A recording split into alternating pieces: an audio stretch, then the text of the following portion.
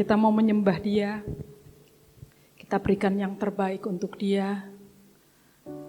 Melalui hidup kita, mari kita mau bawa ke dalam tangan Tuhan. Kita mempersembahkan hidup yang berkenan kepada Tuhan. Kita sembah Tuhan.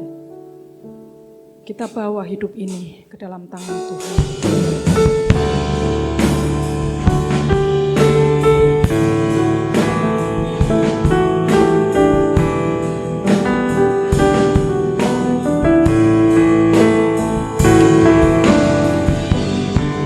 Tidak dengan tangan yang hampa kita datang kepada Tuhan,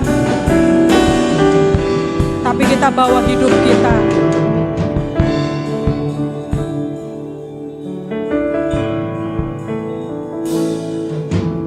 Tidak dengan tangan yang hampa ku datang ke hadirat-Mu, menyatakan rasa syukurku atas segala berkat-Mu. Tidak dengan tangan yang hampa ku sujud menyembah-Mu, persembahkan seluruh hidupku di atas mezbah-Mu.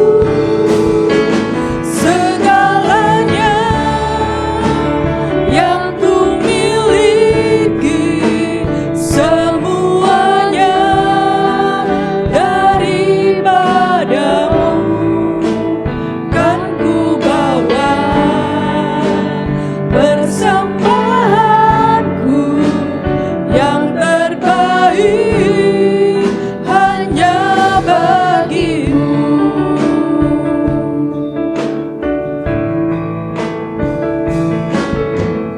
Tidak dengan tangan yang hampa ku datang ke hadirat-Mu, menyatakan rasa syukurku atas segala berkat-Mu. Tidak dengan tangan yang hampa ku sujud menyembah-Mu, persembahkan seluruh hidupku di atas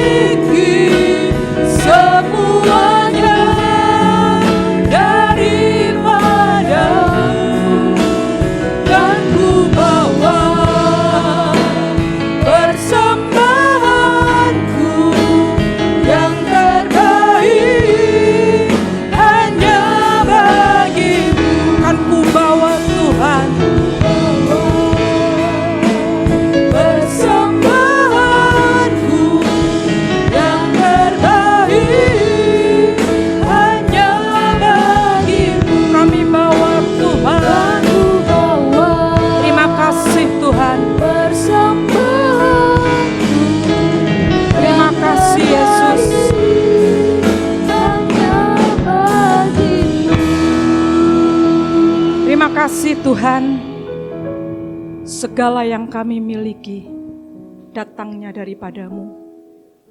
Kami bersyukur Tuhan kalau kami ada saat ini. Kami tahu Tuhan, ini semua karena penyertaan Tuhan, karena kasih Tuhan yang ada di dalam hidup kami. Dan saat ini Tuhan kami datang. Inilah kami Tuhan, kami membawa hidup kami sebagai persembahan yang hidup dan yang berkenan kepada Tuhan. Tuhan, kami datang ke urapi kami. Setiap kami Tuhan yang ada di tempat ini tak terlewatkan atas urapan Tuhan. Dan biarlah saat kami masuk hadirat Tuhan, kami merasakan hadirat-Mu nyata atas hidup kami. Terima kasih Tuhan, dan saat ini kami sudah melihat bahwa hadirat Tuhan ada di tengah-tengah kami. Sebentar ibadah ini akan dilanjutkan Tuhan, kami serahkan sepenuh ke dalam tangan Tuhan, dan biarlah Engkau menyertai sampai akhir. Terima kasih Tuhan, terpujilah nama-Mu. Di dalam nama Tuhan Yesus kami sudah berdoa dan mengucap syukur. Haleluya, amin. Kita buka di dalam 2 Timotius 1 ayat yang ke-12, saya undang Bapak Ibu untuk bangkit berdiri bersama-sama, kita akan mengucapkan satu ayat ini, dan kemudian kita mengaminkannya. 2 Timotius 1 ayat 12. 2 Timotius 1 ayat 12 dikatakan demikian, 1, 2, 3.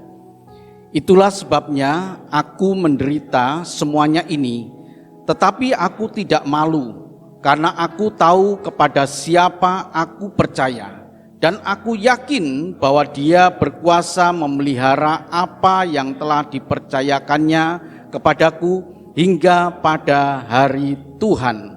Amin. Silakan duduk Bapak Ibu. Puji nama Tuhan, Bapak Ibu dan Saudaraku. Hari ini kita belajar mengenai aku tahu kepada siapa aku percaya. Dan saya yakin jawabannya Bapak Ibu tentu percaya kepada Allah. Kalau orang tahu bahwa dia percaya kepada Allah, maka dalam hidup dia tentu tidak ada rasa khawatir. Tentu dalam hidup dia tidak ada rasa ragu-ragu, tidak ada rasa bimbang. Jadi ini menjadi satu kekuatan hidup kita ketika kita menghadapi segala macam persoalan yang terjadi dalam kehidupan kita. Aku tahu kepada siapa aku percaya. Demikian juga dengan Rasul Paulus ketika menulis surat ini kepada Timotius, seorang anak muda yang mengiring ikut dengan Rasul Paulus dalam pelayanan. Ya, anak muda ini tentu punya gairah Bapak Ibu, punya kekuatan dalam hidup dia. Tapi Rasul Paulus mengubahnya. Dalam arti kata, jangan mengandalkan kekuatan dirimu. Sekalipun engkau muda, sekalipun engkau kuat, tapi aku tahu kepada siapa aku percaya. Rasul Paulus menulis ini, itulah sebabnya aku menderita semuanya ini. Tentang penderitaan Rasul Paulus, Bapak Ibu tentu sudah sangat mengetahui. Bagaimana dia berjuang mengabarkan Injil, mengabarkan kabar baik bahwa di dalam Kristus Yesus ada keselamatan. Itulah sebabnya kemudian Rasul Paulus memberikan satu pelajaran yang penting untuk mengubah hidup kita ini menjadi manusia yang baru dalam Kristus. Hidupku bukan aku lagi, tapi Kristus yang hidup di dalam aku. Nah Bapak Ibu dan Saudaraku yang sangat dikasihi Tuhan, penderitaan yang dialami oleh Rasul Paulus karena memberitakan Injil tidak berarti kemudian mengendorkan semangat dia, kemudian berhenti di tengah jalan, mundur dan tidak melayani Tuhan. Tapi justru Rasul Paulus punya kekuatan sampai garis akhir. Karena apa? Firman Tuhan ini kemudian berkata, tetapi aku tidak malu. Kelaparan dialami oleh Rasul Paulus. Ketelanjangan dialami oleh Rasul Paulus. Tidak punya tempat untuk tinggal dialami oleh Rasul Paulus, tapi dia tidak malu. Kalau Bapak Ibu membaca dalam Filipi, mari coba kita lihat dalam Filipi 4 ayat yang ke-12. Tolong dibaca. Filipi 4 ayat yang ke-12. Aku tahu apa itu kekurangan dan aku tahu apa itu kelimpahan. Dalam segala hal dan dalam segala perkara tidak ada sesuatu yang merupakan rahasia bagiku, baik dalam hal kenyang maupun dalam hal kelaparan, baik dalam hal kelimpahan maupun dalam hal kekurangan. Amin. Baru kemudian diteruskan ayat 13 berkata, segala perkara dapat kutanggung di dalam Dia yang memberikan kekuatan kepadaku. Tapi dialami dulu. Kelimpahan dialami ketika dia mendapatkan berkat dari jemaat-jemaat yang menopang dia. Dia merasakan, tapi ketika tidak ada apa-apa dalam hal kekurangan, bukan rahasia lagi. Aku alami itu. Jangan kecewa kepada Tuhan oleh karena faktor-faktor yang membuat kita merasa menderita. Rasul Paulus katakan, aku tidak malu. Sebagai seorang rasul, aku tidak malu. Kedekatan dirinya dengan Tuhan ternyata dilihat oleh orang, ternyata kok ngalami kekurangan. Aku tidak malu. Kita lihat Ibu Hati, Bapak Ibu. Saya mengapresiasi usia dia, ya. Dalam kelemahan tubuhnya, tapi punya kerinduan untuk hadir. Ya. Hari Rebo beberapa waktu yang lalu saya juga tengok dia, wah senang sekali dia. Ibadah di rumah dia walaupun singkat, saya sampaikan kebenaran firman Tuhan, Bapak Ibu. Tidak mengurangi rasa kehausan kita dengan Tuhan. Penderitaan-penderitaan hidup kita ini Bapak Ibu. Mari Bapak Ibu dan saudaraku yang dikasihi Tuhan, ini pesan penting ya. Pesan penting dari Rasul Paulus kepada Timotius. Allah memberi bukan roh ketakutan, tetapi roh kekuatan, kasih dan ketertiban. Kepada siapa aku percaya, aku tahu kepada siapa percaya, kepada Allah. Alasan Rasul Paulus kenapa percaya kepada Allah, karena Allah memberi bukan roh ketakutan, tapi roh yang punya kekuatan, kasih dan ketertiban. 2 Timotius 1 ayat yang ke-7 dikatakan demikian, sebab Allah memberikan kepada kita bukan roh ketakutan, melainkan roh yang membangkitkan kekuatan, roh yang membangkitkan kekuatan, kasih dan ketertiban. Adakah di antara kita yang saat ini mengalami ketakutan Bapak Ibu? Takut masa depan kita, khawatir akan hidup ini, ya. Yang sudah sepuh juga punya ketakutan Bapak Ibu. Punya ketakutan yang sudah sepuh. Ditinggal anak gitu ya. Hidup sendiri. Tapi mari kita melihat kepada siapa kita percaya. Jangan percaya kepada pikiran kita. Ya, maksudnya percaya kepada diri kita yang penuh ketakutan. Tapi bangkitkan itu bahwa Allah menyertai kita. Bahwa Allah memberikan kekuatan kepada kita. Bahwa Allah tidak pernah memberikan kepada kita roh ketakutan. Tapi Dia membangkitkan kasih. Kasih kita kepada Allah itu bukan karena kekuatan kita, tapi Allah yang membangkitkan diri kita untuk kita punya kasih kepada Allah. Dan juga kepada saudara-saudara seiman. Dan kepada semua orang Bapak Ibu. Kalau kita bisa berbuat baik, itu karena Allah yang memberikan kepada kita roh yang membangkitkan kasih dalam hidup kita ini. Jadi kepada siapa aku percaya? Alasan yang pertama, Allah memberikan kepada kita adalah kekuatan, bukan roh ketakutan.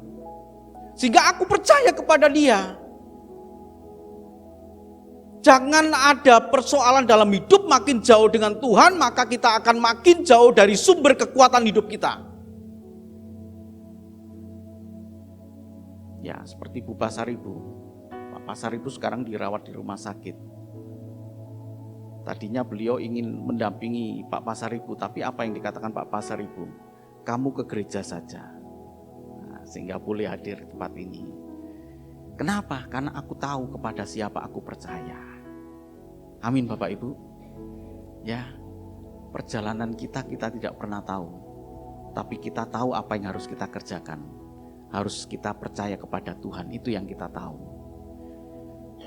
Baik Bapak Ibu dan Saudaraku, maka kita boleh melihat ada satu pertentangan pribadi kita ketika kita mau percaya kepada Tuhan. Amsal 3 ayat 5 sampai dengan yang ke-7. Amsal 3 ayat 5 sampai dengan 7. Percayalah kepada Tuhan dengan segenap hatimu dan janganlah bersandar kepada pengertianmu sendiri. Akuilah Dia dalam segala lakumu, maka Ia akan meluruskan jalanmu. Janganlah engkau menganggap dirimu sendiri bijak. Takutlah akan Tuhan dan jauhilah kejahatan. Amin. Ini pertentangan Bapak Ibu. Di satu sisi kita tahu kita harus percaya kepada Tuhan dengan segenap hati. Tapi mari coba kita lihat, Tuhan memberikan kepada kita pikiran, Tuhan memberikan kepada kita hati, Tuhan memberikan kepada kita penglihatan, Tuhan memberikan kepada kita tubuh yang kuat, Tuhan memberikan kepada kita berkata-kata gitu ya. Tuhan berikan semuanya itu. Dan yang menarik sekali, Tuhan tidak blocking hidup kita ini Bapak Ibu. Tidak blocking, tidak membatasi. Kita tidak bisa berbuat di luar dari percaya kita kepada Allah. Bapak Ibu bisa menghujat lewat mulut, bisa. Bapak Ibu bisa melihat, menatap orang lain, kemudian menghina orang lain, bahkan kemudian menghakimi orang lain lewat apa yang kita lihat. Semuanya bisa, dan itu Tuhan tidak blocking. Kemudian kita tidak bisa melihat hal-hal yang buruk, kita bisa melihat hal di luar dari percaya kepada Allah, enggak. Semua bisa kok. Tapi firman Tuhan ini berkata, percayalah kepada Tuhan dengan segenap hatimu. Dan jangan bersandar kepada pengertianmu sendiri. Ini satu pertentangan dalam diri kita untuk kita percaya kepada Allah. Ternyata di luar dari percaya kepada Allah ada percaya kepada pengertian sendiri. Di luar dari percaya kepada Allah ternyata kita punya kekuatan dalam hidup kita sendiri. Akuilah Dia dalam segala lakumu. Artinya apa? Kita bisa tidak mengakui Dia karena kita punya kelakuan, kita punya kekuatan yang bisa menopang hidup kita.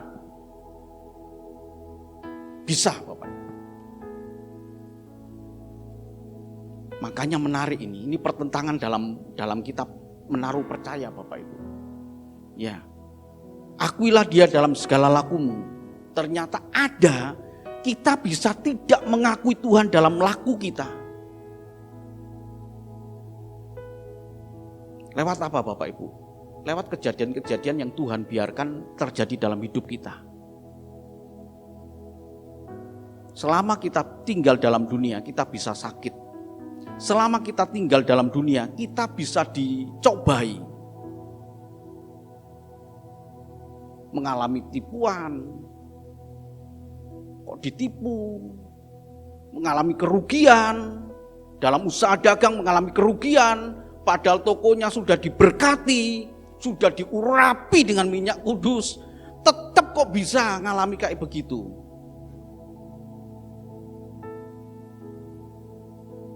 Kemudian kita mulai berpikir, kalau begitu coba saya duduk diam, kemudian berpikir, dan kemudian menggeser posisi Allah, dan kemudian kita mengandalkan kekuatan diri kita sendiri. Taruh Bapak Ibu, diam dulu. Berhubunganlah dengan Tuhan supaya Tuhan mengurapi pikiran kita ini. Bukan berarti pikiran tidak perlu dipergunakan. Pikiran tetap kita pergunakan, tapi taruh. Tuhan akan bekerja lewat pikiran kita. Tuhan akan bekerja lewat hati kita. Tuhan akan bekerja lewat kekuatan kita. itulah kita tahu kenapa kita harus percaya kepada Dia.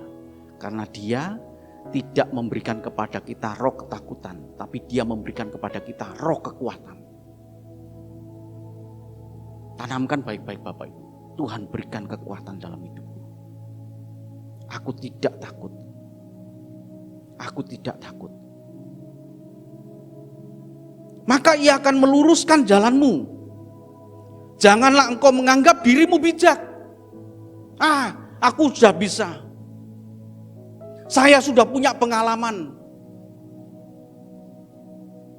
30 tahun lebih saya melayani Tuhan, saya tidak perlu diam diri di hadapan Tuhan dan kemudian saya mencoba mempelajari Alkitab dengan pengertian saya sendiri. Saya tidak lakukan itu Bapak Ibu. Saya duduk diam. Walaupun ayat itu saya tahu, ayat itu sudah berkali-kali saya baca, tapi ketika saya menyampaikan, saya duduk diam. Tuhan, urapilah hamba-Mu. Saya diam, saya berdoa. Saya tidak menganggap diri saya bijak. Demikian juga dengan menjalankan kehidupan kita ini Bapak Ibu, yang usaha, yang bekerja di kantor, yang bekerja di wira swasta, apapun. Mulailah dengan penyerahan diri kepada Tuhan. Maka Tuhan akan bekerja dalam kehidupan kita. Kita nggak tahu Bapak Ibu apa yang harus kita kerjakan. Tapi Tuhan yang akan memberikan kepada kita pengertian. Sekali lagi ya, pengertian. Dan pengertian yang Tuhan berikan kepada kita tentu lewat pikiran kita. Hati-hati di situ Bapak Ibu. Ya. Tuhan tidak pernah memblocking pikiran kita. Ya, tidak pernah kemudian kita hanya tahu Tuhan aja, enggak. Kita tahu hal-hal di luar dari Tuhan. Kita tahu kedahsyatan di luar Tuhan, kita tahu. Tapi kita tahu apa yang harus kita pilih dari semua pilihan itu. Sehingga kita bisa berkata, sore hari ini kita bisa berkata, aku tahu kepada siapa aku percaya. Jadi Bapak Ibu dan Saudaraku, ini adalah satu pertentangan percaya kepada Tuhan atau percaya kepada pengertian sendiri. Ya, banyak persoalan yang terjadi. Tapi saya minta duduk diam dulu, jangan emosional. Apapun yang terjadi, jangan emosional, duduk diam dulu. Tuhan, kasihanilah aku. Beri kepadaku Tuhan pengertian yang benar. Maka Tuhan akan membukakan pikiran kita Bapak Ibu. Ya. Jika engkau sendiri tidak membimbing kami, ini perkataan yang luar biasa. Bagaimana dia taruh percayanya kepada Tuhan. Musa berkata, jangan kami berjalan sendiri. Jika engkau tidak membimbing kami, jangan suruh kami berjalan. Keluaran 33 ayat 14 sampai dengan 15. Keluaran 33 ayat 14 sampai dengan 15. Lalu ia berfirman, aku sendiri hendak membimbing engkau dan memberikan ketentraman kepadamu. Berkatalah Musa kepadanya, jika engkau sendiri tidak membimbing kami, janganlah suruh kami berangkat dari sini. Bisakah ini menjadi iman kita Bapak Ibu? Saya ulang Bapak Ibu ya, bisakah ini menjadi iman kita? Ini juga kepada seluruh para pelayan Tuhan ini ya. Jangan sampai pandai untuk berbicara di mimbar seperti saya, kemudian karena kita punya kekuatan, kemudian kita bisa berkata, saya bisa, saya tahu. Tapi mari kita punya iman seperti imannya Musa ini. Berkatalah Musa kepadanya, jika engkau sendiri tidak membimbing kami, janganlah suruh kami berangkat dari sini. Kepada siapa aku percaya? Aku tahu kepada siapa aku percaya. Ya Bapak Ibu ya, ini mulai luntur Bapak Ibu. Ya, orang bisa mengawali hari tanpa Tuhan, bisa. Orang bisa mengawali kehidupannya itu tanpa berdoa, tanpa penyerahan diri kepada Tuhan, bisa dan aman. Aman. semuanya lancar, semuanya baik, semuanya sehat. Buktinya aku enggak doa kok, tapi semuanya baik-baik saja. Ya. Tapi mari kita yang tahu, kita pakai imannya Musa ini. Jika engkau sendiri tidak membimbing kami Tuhan, janganlah suruh kami berangkat dari sini. Artinya apa? Kami gak bisa berjalan. Sekalipun Musa bisa loh Bapak Ibu. Sekalipun Musa bisa berjalan tanpa bimbingan Tuhan, Musa bisa berjalan.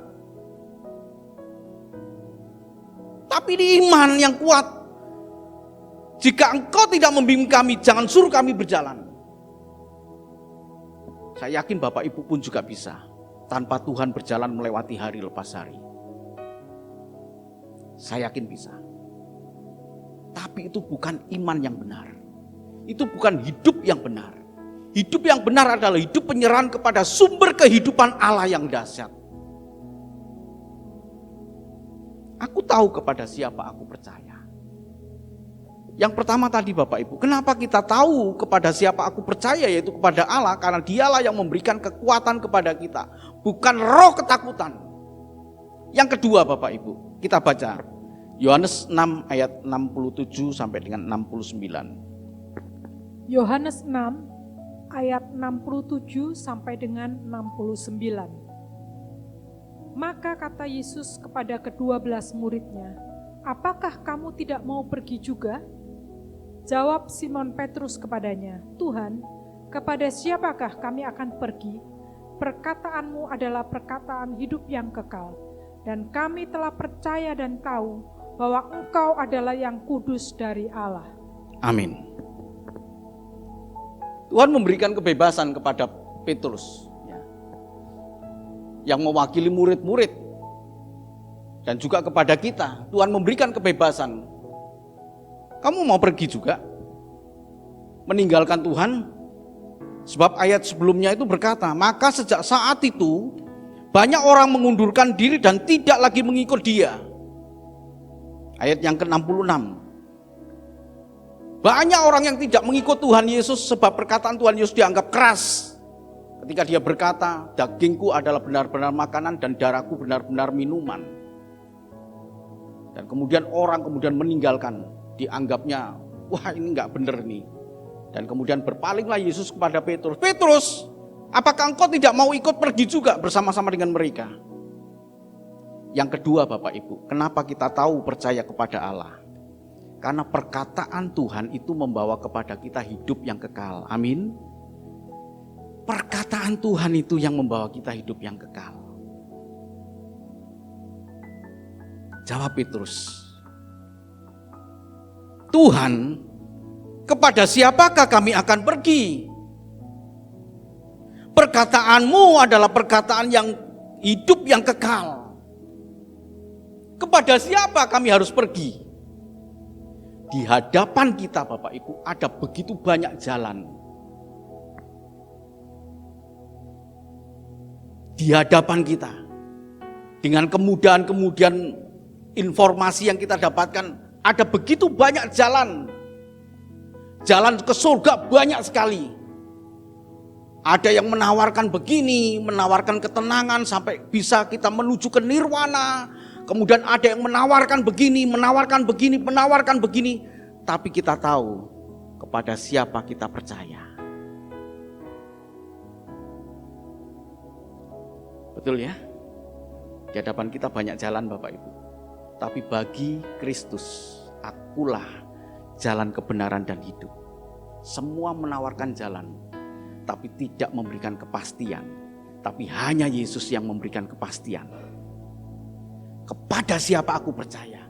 Perkataanmu itu loh Tuhan yang membawa kami kepada hidup yang kekal. Bukan hanya sekedar Tuhan memberikan kekuatan kepada kita. Yang pertama kenapa kita percaya? Karena Dia memberikan kekuatan. Bukan roh ketakutan. Sehingga kita percaya kepada Dia karena Dia memberikan kekuatan. Kalau Bapak Ibu ada sampai dengan saat ini karena kekuatan yang datang dari Tuhan. Itu anugerah Tuhan.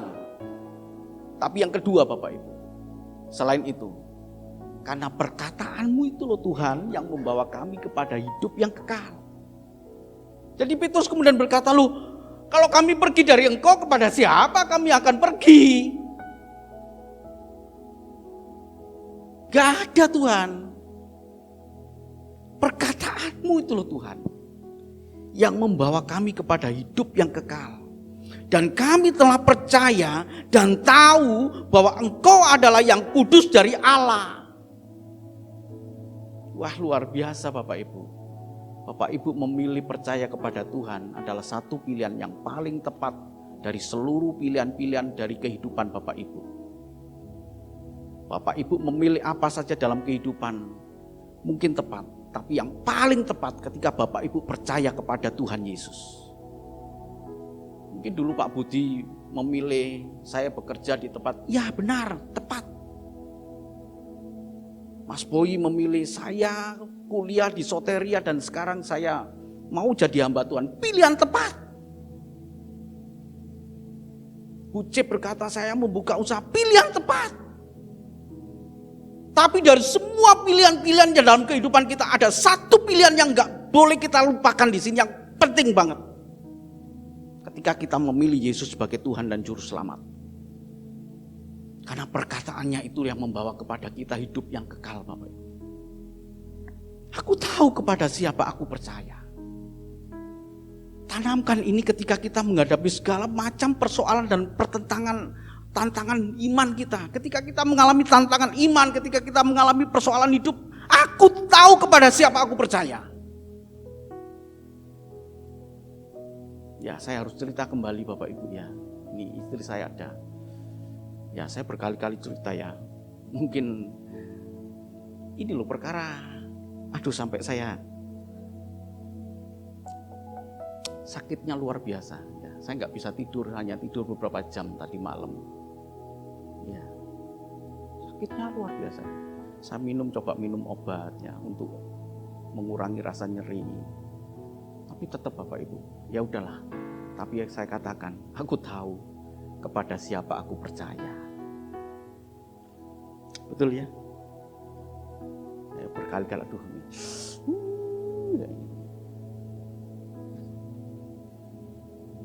Dan setiap kita punya pergumulan hidup masing-masing Bapak Ibu. Tapi satu hal, kesamaan kita hanya satu. Kepada siapa aku percaya, itu yang sama buat kita semua. Ya.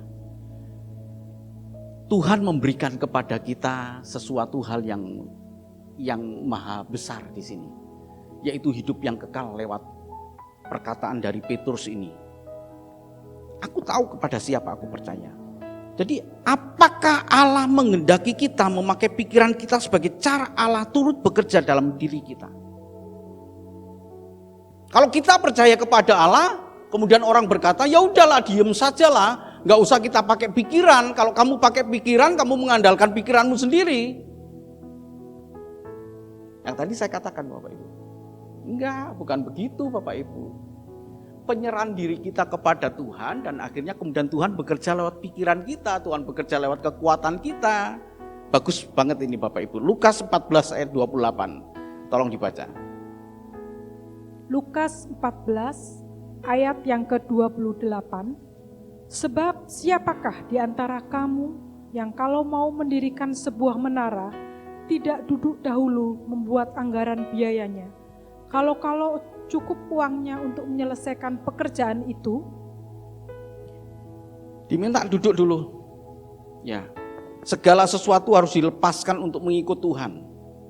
Suatu kali banyak orang berduyun-duyun datang kepada Yesus dan kemudian berkata, jikalau seorang datang kepadaku tapi tidak membenci bapaknya, ini bukan membenci bapaknya ya, lebih mencintai bapaknya ketimbang Yesus gitu loh Bapak Ibu. Gara-gara bapaknya maka dia tidak percaya kepada Tuhan Yesus. Nah itu penjelasannya. Jadi bukan terus kalau Bapak Ibu diserang oleh orang lain dengan ayat ini, Bapak Ibu gak bisa jawab, wah bahaya ini. Wah orang Kristen itu durhaka ya. Disuruh membenci bapaknya untuk mencintai Tuhan Yesus. Enggak, bukan begitu. Gara-gara bapaknya, orang itu akhirnya tidak percaya kepada Tuhan Yesus. Itu loh Bapak Ibu. Atau ibunya, atau istrinya, atau anaknya, atau saudara-saudara laki-laki dan perempuan, bahkan nyawanya sendiri, ia tidak dapat menjadi muridku.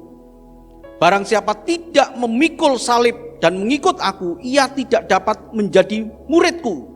Ayat 28 kemudian berkata, sebab siapakah di antara kamu yang kalau mau mendirikan sebuah menara tidak duduk dahulu membuat anggaran biayanya, kalau cukup uangnya untuk menyelesaikan pekerjaannya itu.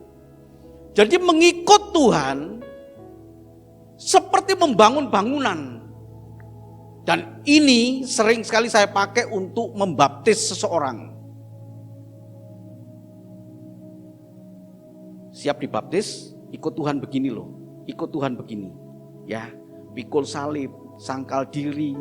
Kalau dikhianati kita mengasihi, kalau difitnah kita memberkati. Wah, ini loh. Mau masih terus mengikut Tuhan?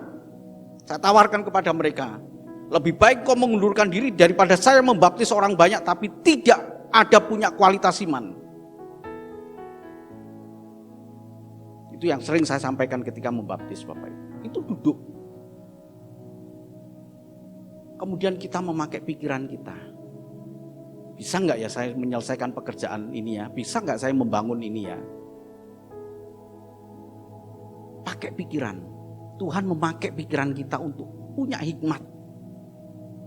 Nah, jadi Bapak Ibu dan Saudaraku, keterlibatan Allah dalam kehidupan kita ini dapat kita pahami.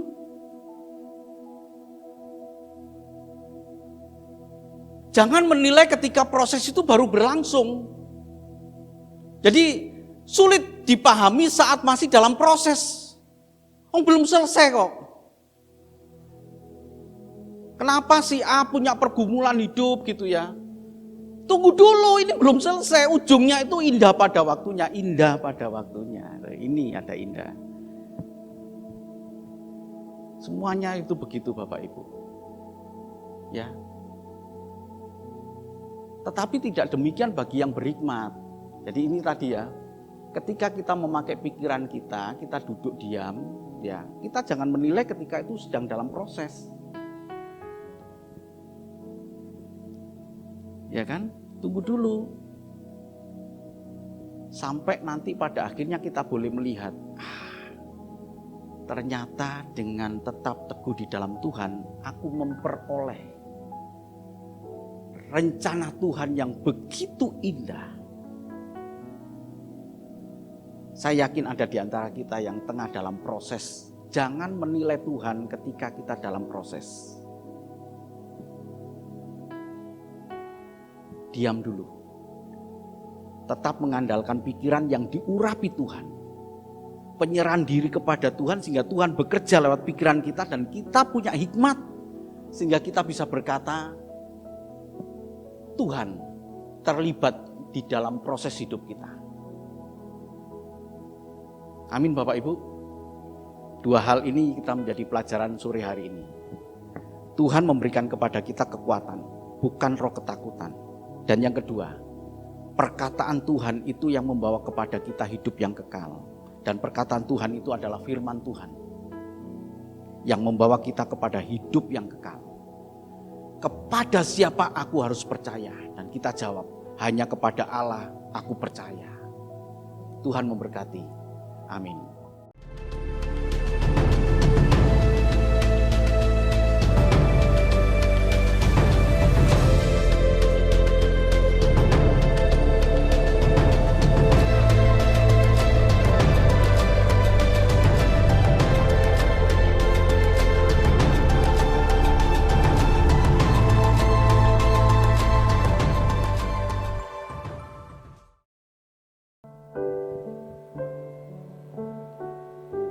Haleluya. Kami memuji kebesaran-Mu. Ajaib Tuhan, ajaib Tuhan,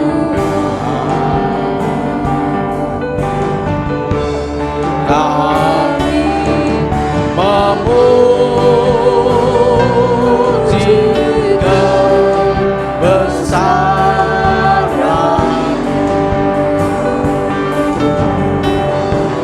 ajaib Tuhan, ajaib Tuhan, sungguh ajaib kau Tuhan, ajaib Tuhan, ajaib Tuhan.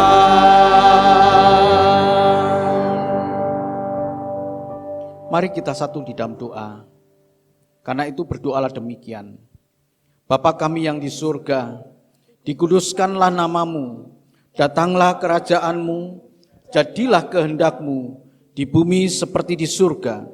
Berikanlah kami pada hari ini makanan kami yang secukupnya, dan ampunilah kami akan kesalahan kami, seperti kami juga mengampuni orang yang bersalah kepada kami. Dan janganlah membawa kami ke dalam pencobaan, tetapi lepaskanlah kami daripada yang jahat, karena Engkaulah yang empunya kerajaan dan kuasa dan kemuliaan sampai selama-lamanya. Amin. Terima kasih Tuhan. Terima kasih Tuhan.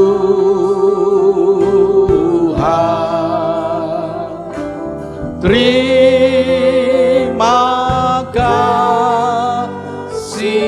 Tuhan.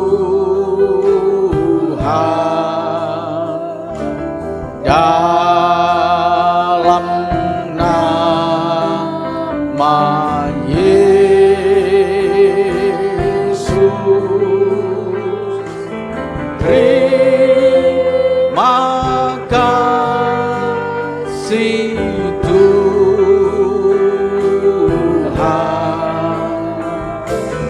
haleluya.